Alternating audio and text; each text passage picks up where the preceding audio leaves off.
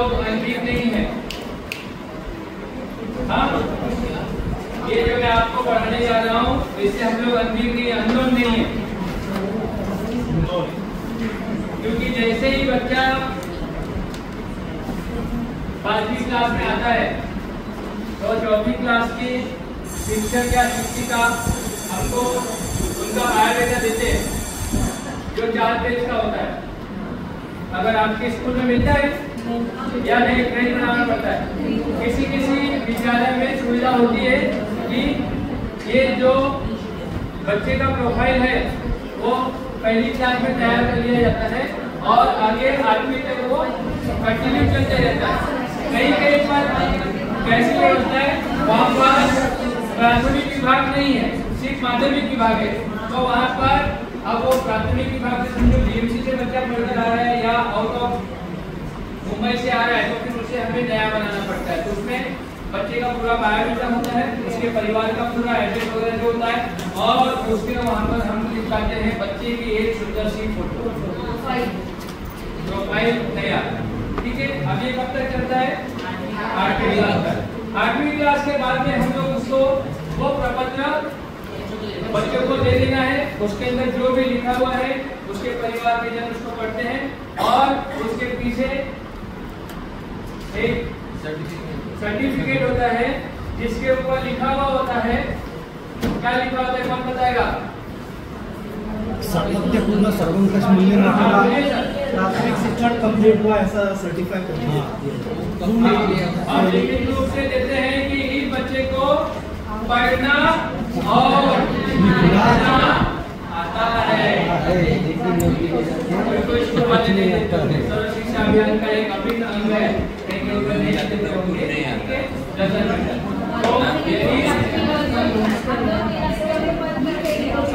ये लॉकडाउन के बाद से वो बंद हो गया हुआ है। तो फिर से अभी क्या करना है, इस प्रक्रिया को फिर से शुरू करना है क्योंकि बहुत सारे स्कूलों का कोविड के बाद से वो बच्चे जो प्रोफाइल है वो तैयार नहीं हुई है क्योंकि फिजिकली उस समय पे तैयार नहीं था। जब आया तो बच्चे ने 5वीं में एडमिशन लिया, 6वीं अब वो 7वीं में आ गया, तो क्या 7वीं का फिर 8वीं पास करके चले जाएगा।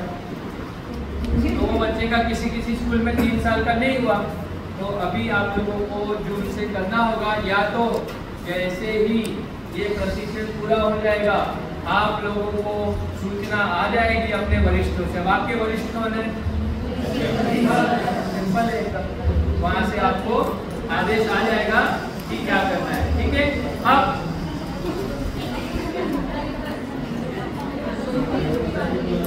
छोटी बातें नहीं लिख रहे हैं ना, सच्ची लिखो, वही तो मैं आगे बता रहा हूँ। अभी मैंने सिर्फ बोली हूँ।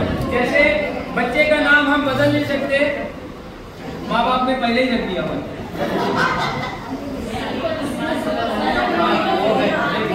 वही मैं आगे वही बता रहा हूँ। हाँ, तो इसके लिए क्या करना है मैं आपको बताता हूँ। मेरे स्कूल में क्या करता हूँ, हमारे पास में एक बहुत ही भयानक और अद्भुत यंत्र है जिसे हम मोबाइल कहते हैं। तो कहीं साफ सुथरी सी जगह देखकर वो बच्चे को खड़े कीजिए और उसकी फोटो निकाल लीजिए और उसको क्रॉप करके पासपोर्ट साइज के बहुत सारे ऐप आते हैं, बना लीजिए और विद्यालय के प्रिंटर में एक ही बार देंगे तो उसमें 24 फोटो निकलते और बच्चा निकालने जाएगा तो 60 रुपया उसका एक फोटो उसको देनी चाहिए ना।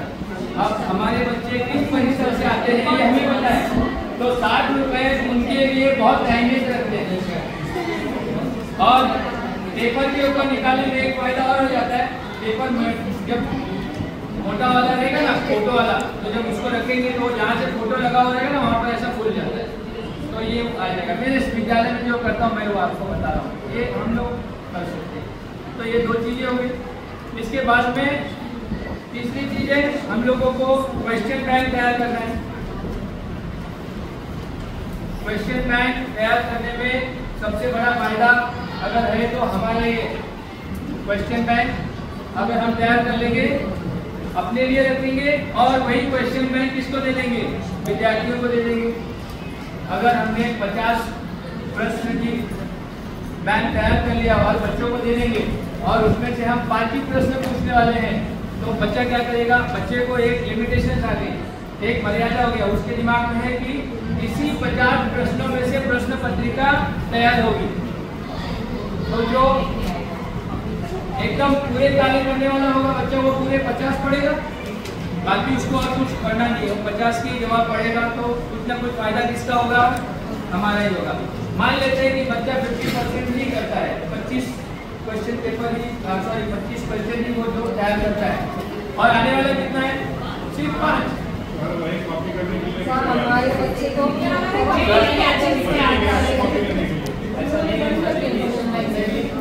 क्वेश्चन टाइम देना ही है बच्चों को, देखो सब बच्चे तो उस मानसिकता के सब बच्चे तो नहीं होते।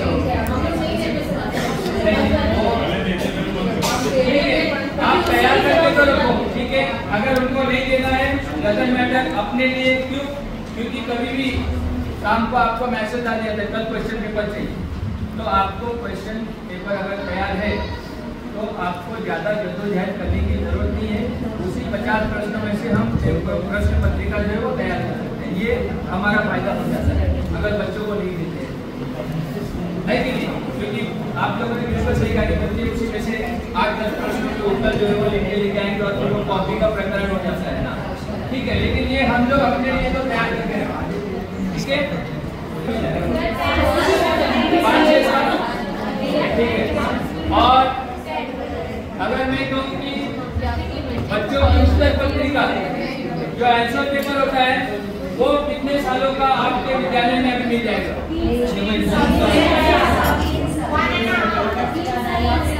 और आप मुझे बताइए कि कितने साल तक का क्वेश्चन पेपर और कितने साल का आंसर पेपर संभाल कर रखना चाहिए, 18 महीने।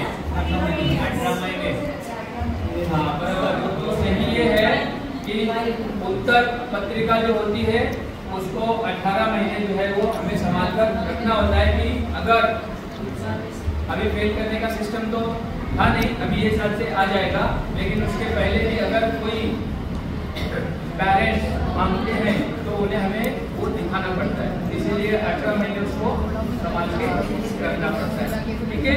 तो प्रश्न पत्रिका और उत्तर पत्रिका जो है वो प्रश्न पत्रिका 3 वर्ष 3 साल और उत्तर पत्रिका 18 महीने।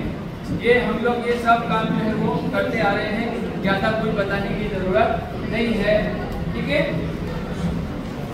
एक चीज तो और तैयार करनी है हम लोगों को कि जब हम 2 तरह से जो है वो बच्चों का एवेल्यूएशन करते हैं, कौन से 2 तरीके वो, और क्या कहते हैं फॉर्मेटिव में हम लोग टूल्स यूज करते हैं, कौन से कितने हैं, और दूसरा वाला सिस्टम वो क्या है।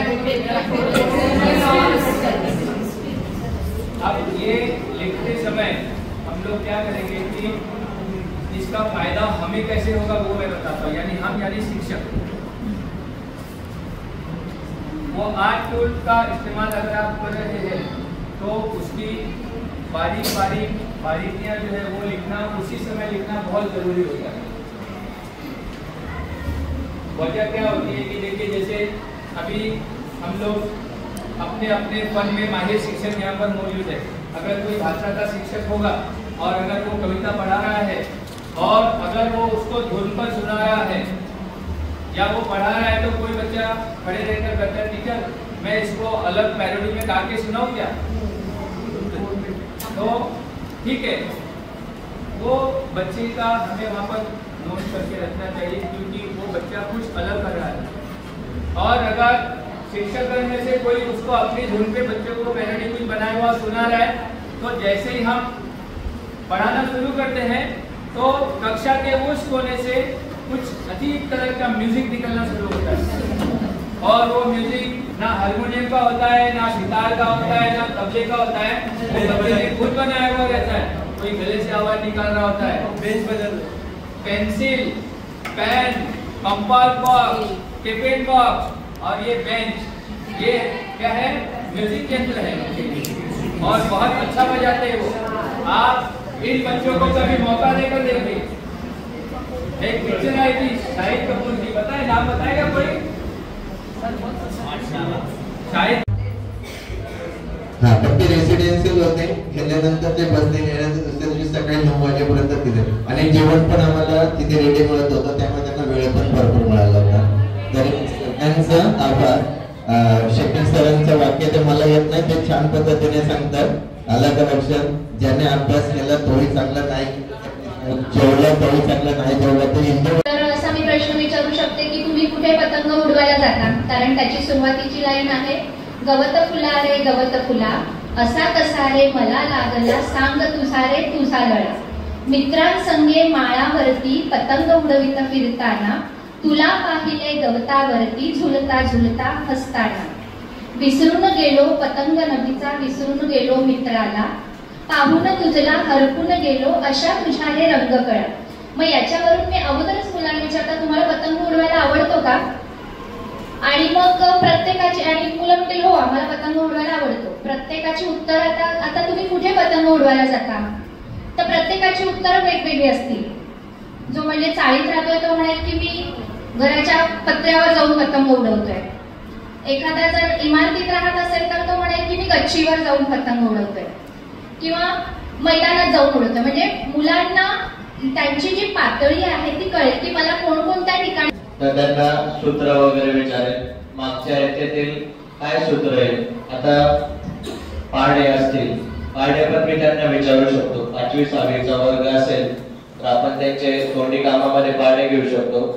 तसंच त्रिकोणाला किती कोण असतात, त्रिकोणाला किती बाजू असतात, त्रिकोणाच्या तिन्ही कोणांच्या मापांची बेरीज किती असते, किंवा चौकोन असेल चौकोनाला किती बाजू असतात, किती कोण असतात, असे बेसिक क्वेश्चन मी तोंडी कामामध्ये घेऊ शकतो.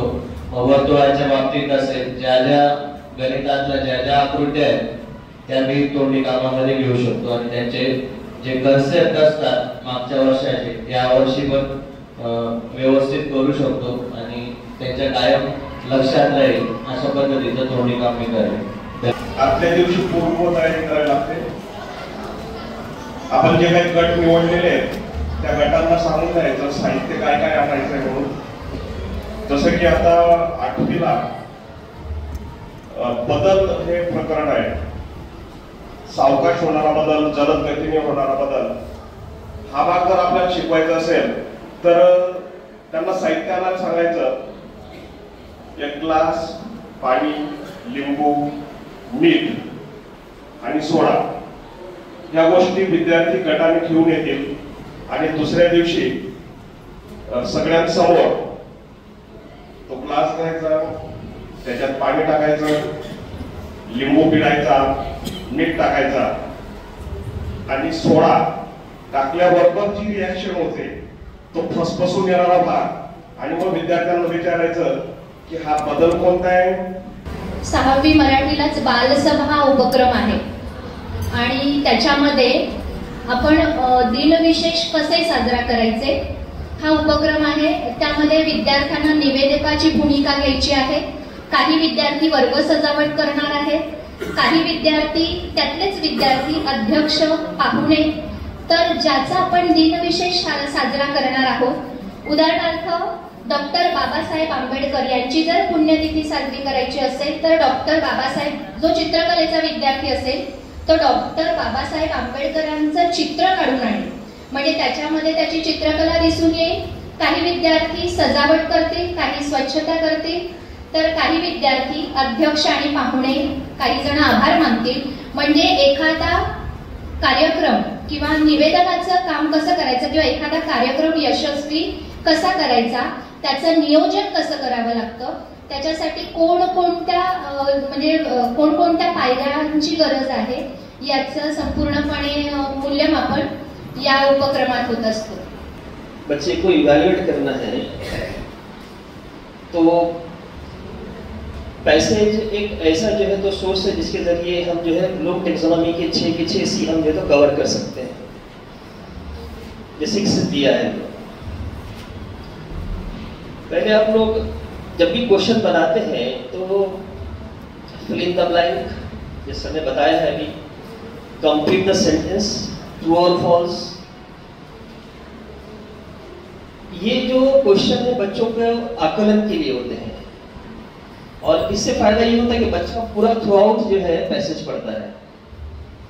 वो जब आकलन करेगा तो इस सवाल का जवाब, इस क्वेश्चन के आंसर वो आसानी से लिख पाएगा। उसके बाद अगर हम देखेंगे, कुछ बॉक्सेस दे दो मुझे, जैसे अनसिंकेबल शिफ्ट है, एक लेसन है अनसिंकेबल शिफ्ट, उसके लिए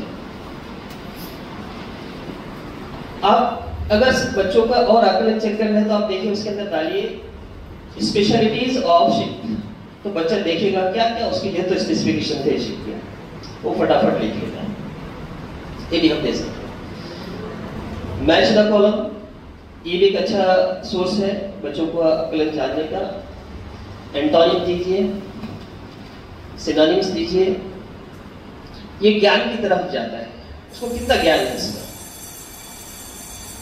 सांगतो याच्यानुसार त्याने सांगितले की विद्यार्थी ज्या अध्ययन स्तरावर आहेत, विद्यार्थी ज्या अध्ययन स्तरावर आहेत त्यापेक्षा उच्च स्तरावर जाण्यासाठी समृद्ध करणारे मार्गदर्शन म्हणजे अतिरिक्त मार्गदर्शन। तो ज्या स्तरावर असेल त्याच्याही पेक्षा त्याला पुढच्या स्तरावरती जाण्यासाठी आपल्याला काय करायचे, जी मदत करायची आहे त्याला आपण काय म्हणलेलं आहे, अतिरिक्त पूरक मार्गदर्शन म्हणलेलं आहे। आता या पीपीटी मध्ये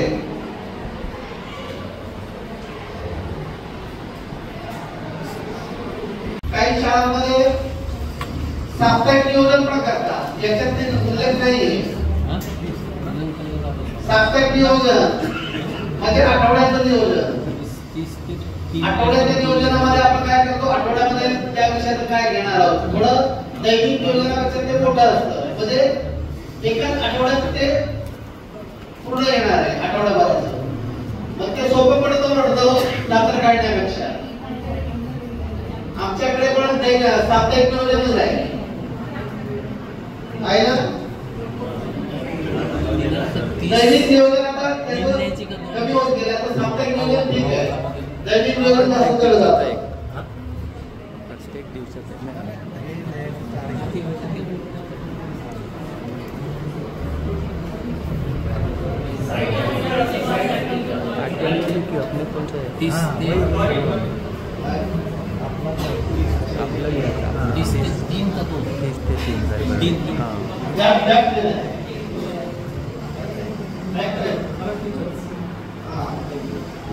आता याच्यात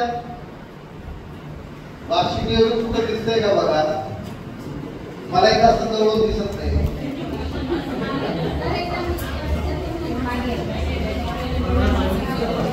दैनिक नियोजन पण आहे ना, हा मासिक कुठे आहे,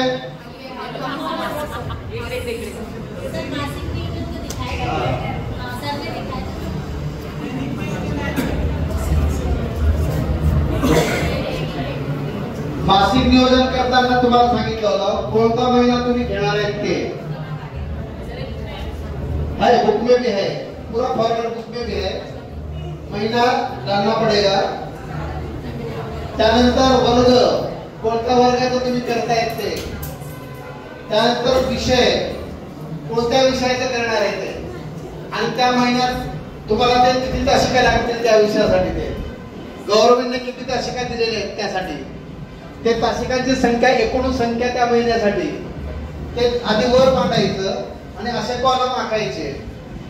आखल्यानंतर पहिल्या कॉलम मध्ये घटक म्हणजे धड्याचं नाव, कोणता घटक तुम्ही शिकवणार आहे ते, अध्ययन अनुभवाचे स्वरूप इथे लिहायचं, कोणती साधन तंत्र वापरणार ते या कॉलम मध्ये लिहायचे, त्यासाठी लागणारे शैक्षणिक साहित्य या कॉलम मध्ये लिहायचे।